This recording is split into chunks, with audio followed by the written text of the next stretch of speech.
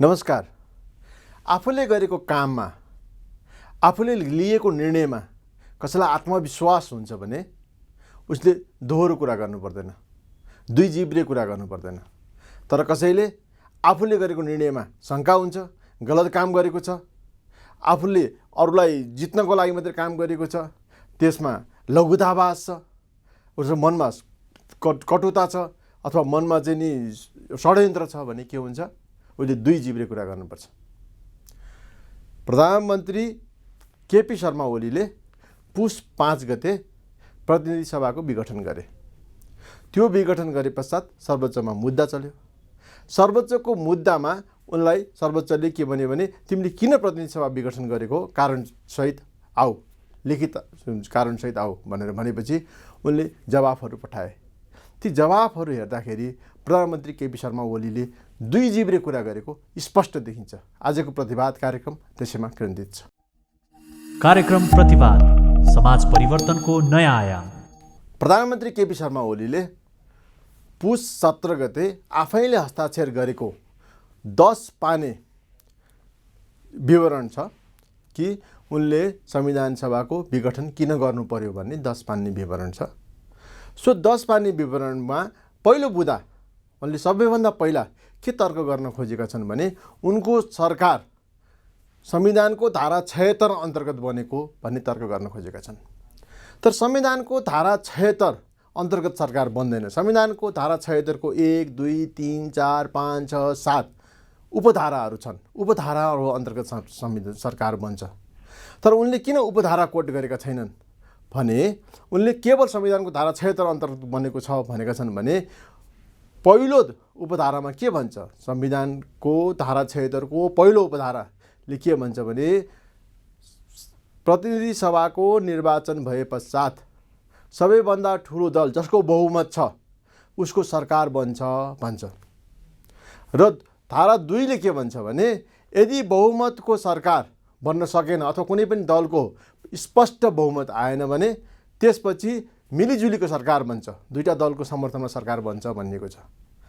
प्रधानमन्त्री केपी शर्मा ओलीले यही आफ्नै उत्तरको बुँदा 8 नम्बर बुँदामा के भनेका छन् भने मेरो सरकार चाहिँ 62% भन्दा बढी प्रतिनिधि सभाका सदस्यहरूको 62% भन्दा बढी प्रतिनिधि सभा सदस्यहरूको संयोजनले बनेको सरकार हो भनेर उनले दाबी गरेका छन्। त्यसकारणले उनको दाबी अनुसार के भयो भने उनी संविधानको धारा 76 को उपधारा 1 अन्तर्गत बनेको सरकार भन्न चाहन्छन् आफूलाई। किनभने बुँदा नम्बर 8 मा गएर यो सरकारको अर्को विकल्पै थिएन, म 62% करिब 63% को सरकार मैले बनाएको हुनाले यसको अर्को विकल्प थिएन भनेर केपी शर्मा ओलीको दाबी रहेको छ। हो, त्यो चाहिँ नि वास्तवमा होइन। केपी शर्मा ओलीको सरकार बन्ने बेलामा के थियो भने नेकपा एमाले र नेकपा माओवादी केन्द्र दुईटा दल थिए र दुईटा दलको संयोजनले सरकार बनेको हुनाले केपी शर्मा ओलीको सरकार वास्तवमा धारा 76 अन्तर्गत बनेको होइन, धारा 76 2 अन्तर्गत बनेको। जुन बेलामा प्रतिनिधि सभाको निर्वाचन सम्पन्न भयो त्यो बेलामा नेकपा एमालेको 121 सिट थियो। 275 सिटको प्रतिनिधि सभामा 121 सिटले पूर्ण बहुमत प्राप्त हुँदैन थियो।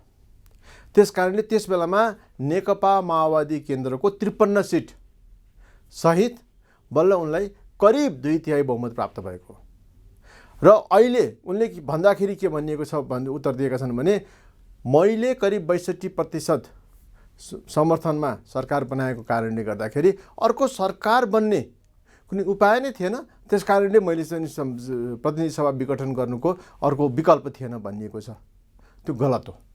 प्रधानमन्त्रीले दिएको उत्तरको अर्को बुँदामा जाउँ। प्रधानमन्त्री दिएको बुँदाको अर्को बुँदामा प्रधानमन्त्रीले भनेछन् के भने उनले चाहिँ प्रधानमन्त्रीको हैसियतले राज्य प्रणालीमा नेतृत्व हस्तान्तरण गर्नको लागि एउटा वैधानिक प्रणाली बसाल्ने भन्ने कुरा गरेका छन्। तर प्रधानमन्त्रीले वैधानिक प्रणाली बसाल्ने भनेर आफैले प्रणाली बसाल्ने होइन। प्रधानमन्त्री त संविधान अनुसार विधिसम्मत ढङ्गले राज्य सञ्चालन गर्ने व्यक्ति हुन्। त्यही कारण प्रधानमन्त्रीले मैले अर्को विधि नै अर्को बनाएँ, मैले त्यो विधि नै राम्रो बनाउन खोजेँ भनेर पाइँदैन। प्रधानमन्त्री संविधान जुन विधि अन्तर्गत नियुक्त भएका हुन् त्यही संविधान त्यही विधि अन्तर्गत प्रधानमन्त्रीले कार्य गर्नुपर्छ। त्यस कारणले उनले फन्डामेन्टल्ली नै प्रधानमन्त्रीले जे सोचेका छन् कि म राम्रो गर्न खोज्दैछु भन्ने जुन कुरा सोचेका छन् त्यो गलत कुरा हो। अब हेर्नुहोस्, बुँदा नम्बर 4 मा प्रधानमन्त्रीले के भनेका छन् भने जनताको आदेश सबैभन्दा ठुलो हक हो भनेका छन्। उनको भनेको अर्थ तात्पर्य के हो भने जनताले मलाई आदेश दिएका छन्, त्यसकारण मेरो हकै त्यही हो। तर जनताले त्यो आदेश दिएका छैनन्। नेपालको संविधान 2072 सालमा जुन संविधान जारी गर्यो त्यो 8 वर्ष लगाएर संविधान सभा बनेर संविधान सभाको लागि पनि निर्वाचन भएर त्यो निर्वाचन पनि एकचोटि होइन दुईचोटि निर्वाचन भएर पहिलो संविधान सभा निर्वाचन गर्न भएको निर्वाचनबाट संविधान बन्न नसकेर दोस्रो संविधान सभाको निर्वाचन भएर बनेको संविधानले 47 सालमा भएको संविधानका कमजोरीहरू 47 सालको संविधानमा के जुन गल्तीहरू भयो के कुरा दोहोऱ्याउनु हुँदैन भन्ने कुरा मनन गरेर हैन त्यसपछि 47 सालको संविधानमा एउटा प्रधानमन्त्रीको जुन अधिकार थियो प्रतिनिधि सभालाई विघटन गर्ने एक किसिमको त्यो पनि अनतिक्रम्य थिएन, तथापि त्यो जुन अधिकार थियो त्यो अधिकार चाहिँ राखिनु हुँदैन भनेर निर्णय गरेको हुनाले प्रधानमन्त्रीले जनताको हक जनताको आदेश नै हक हो भन्ने कुराको पनि यहाँ प्रमाणित हुँदैन। त्यसकारणले बुँदा नम्बर 4 मा प्रधानमन्त्रीले जे कुरा उनले चाहिँ तर्क गर्न खोजेका छन् त्यो कुरा पनि गलत छ। अब यही विषयमा बारखरी पत्रिकासँग पूर्व प्रधान न्यायाधीश सुशीला कार्कीले भनेकी छन्, संसद विघटन नहोस्, सरकारले पूर्ण काम गर्न पाओस् भनेर संविधानको धारा 76 1, 2, 3, 4, 5 सम्म राखियो। 1 मा बहुमतको सरकार बन्ने, 2 मा बहुमतको नबने संयुक्त सरकार बनाउने लगायतको व्यवस्था राखियो।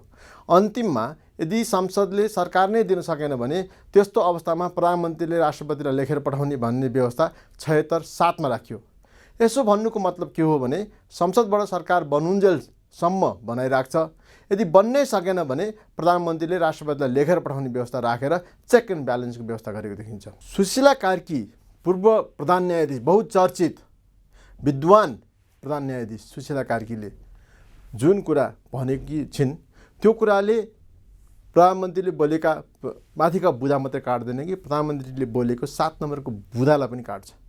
जुन 7 नम्बरको बुँदामा प्रधानमन्त्रीले के भनेका छन् भने यो चाहिँ जनताले अधिकार दिएको छ, मसँग जनताले दिएको अधिकार मैले प्रयोग गरेर त्यो अधिकारको आधारमा मैले चाहिँ प्रतिनिधि सभा विघटन गरेको हुँ भनेका छन्, जुन आफैमा गलत छ। प्रधानमन्त्रीको उत्तरको बुँदा नम्बर 5 मा प्रधानमन्त्रीले के भनेका छन् भने यदि निर्वाचनमा गयो भने गणतन्त्र सङ्कटमा पर्छ भनिएको छ, लोकतन्त्र खतरामा पर्छ भनिएको छ, देश खतरामा पर्छ भनिएको छ, त्यो फजुल हो, त्यो गलत हो भनेर प्रधानमन्त्रीले दाबी गरेका छन्। प्रधानमन्त्रीले भनेको कुरा सही हो, प्रधानमन्त्रीले भनेको कुरा गलत होइन कि जनताको अभिमत अनुसारै जानुपर्छ। तर जनताको अभिमत के हो भन्ने कुरा चाहिँ प्रधानमन्त्रीले गलत रूपले व्याख्या गरेको देखिन्छ।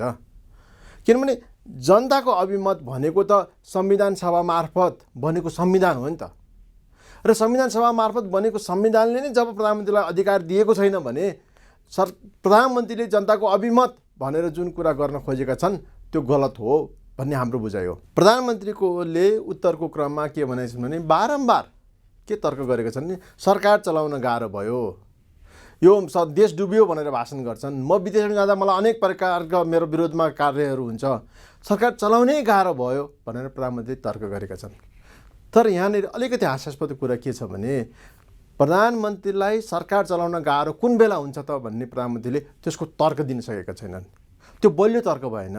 प्रधानमन्त्रीको विरोध त हुन्छ नि, लोकतान्त्रिक देशमा लोकतान्त्रिक व्यवस्थामा प्रधानमन्त्रीले गरेको कामको सधैँ विरोध हुन्छ।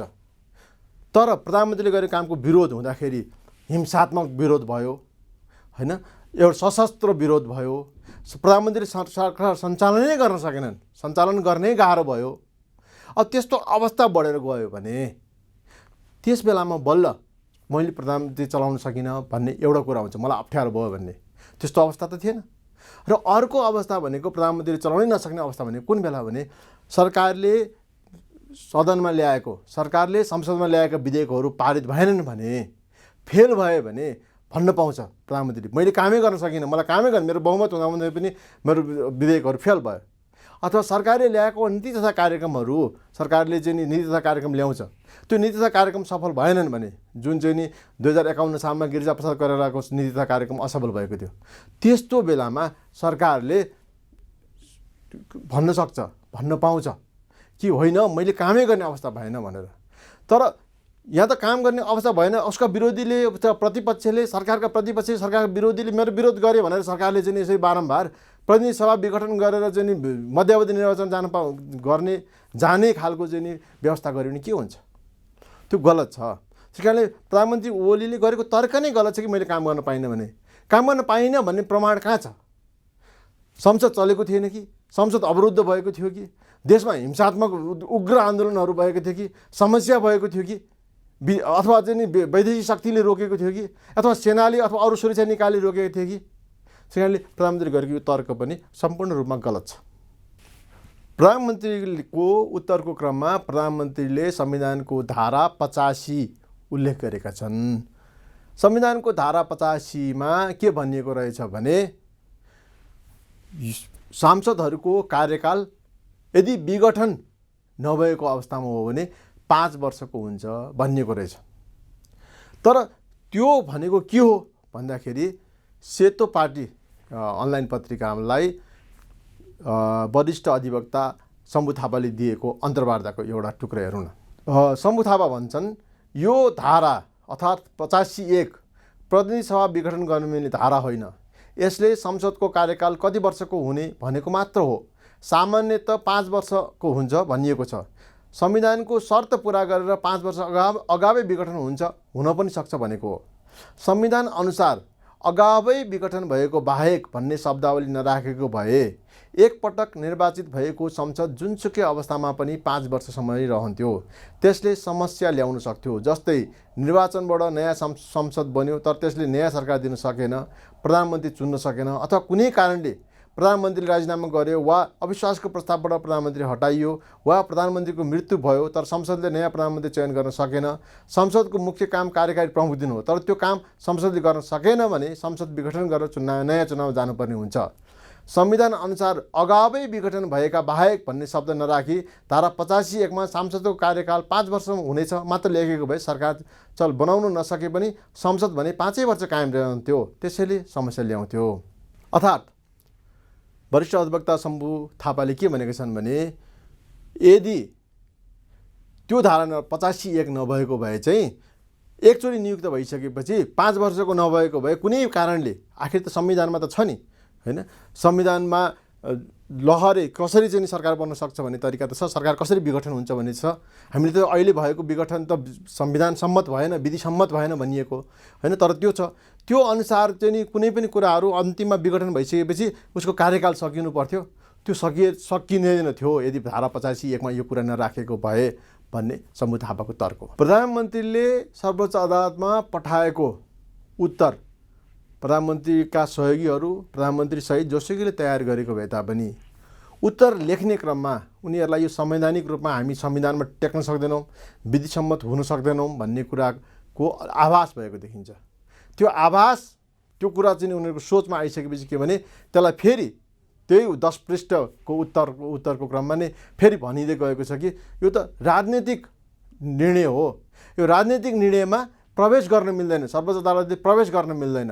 अनि त्यो कुराको लागि 2051 सालमा विश्वनाथ उपाध्यायले गिरिजाप्रसाद कोइरालाको भर्सेस जुन हाउसको डिजोल्युसनको जुन गिरिजाप्रसाद कोइरालाले गरेका थिए त्यसको विषयमा दिएको एउटा निर्णयलाई कोट गरिएको छ। र त्यो निर्णयलाई कोट गर्दै के भनेको छ भने यो चाहिँ नि प्रधानमन्त्रीको स्वविवेकीय अधिकार हो, राजनीतिक अधिकार हो भनिएको छ। तर यसमा फेरि त्यही कुरा फर्किन्छ के भने 47 सालको संविधान होइन यो 47 सालको संविधान नभएको हुनाले 2072 सालको संविधान भएको कारणले गर्दाखेरि यो संविधान त्यो प्रावधानै नराखिएको कारणले गर्दाखेरि सर्वोच्चमा जुन नजिरै भनिए तापनि सर्वोच्चको नजिर भनिए तापनि त्यो नजिर यसमा मिल्दैन। अब अहिले के देखिएको छ भने प्रधानमन्त्रीले यो कुरालाई राजनीतिक घटना पनि भन्न सकेका छैनन्, यो कुरा संविधान सम्मत घटना पनि भन्न सकेका छैनन्। अब दुईटै कुरा हो भनेका छन्। यसो दुई जिब्रे कुरा गर्नुभन्दा प्रधानमन्त्रीले सिधै यो राजनीतिक घटना हो अथवा राजनीतिक निर्णय हो, यसलाई चाहिँ राजनीतिक रूपमा हेरोस्, सर्वोच्चले यो कुरा निर्णय गर्दै नगरोस्, सर्वोच्च यसमा प्रवेशै नगरोस् मात्रै भनेर 1 हरफको उत्तर दिइदिएको हुन्थ्यो। 2 जिब्रे कुरा हुँदैन थियो कमसेकम। अनि सर्वोच्चले पनि यो मुद्दा हेर्ने नहेर्ने कुरा अथवा सर्वोच्चको पनि साख देखिन्थ्यो अथवा सर्वोच्चले पनि यसको चाहिँ नि सर्वोच्चको निर्णय कस्तो आउँथ्यो भनेर जनताले पनि देख्न पाउँथे। त्यस कारणले प्रधानमन्त्री ओलीले गरेको यो 2 जिब्रे कुराको प्रतिवाद गर्दै आजको प्रतिवाद कार्यक्रम यहीँ समाप्त गर्छौँ। नमस्कार।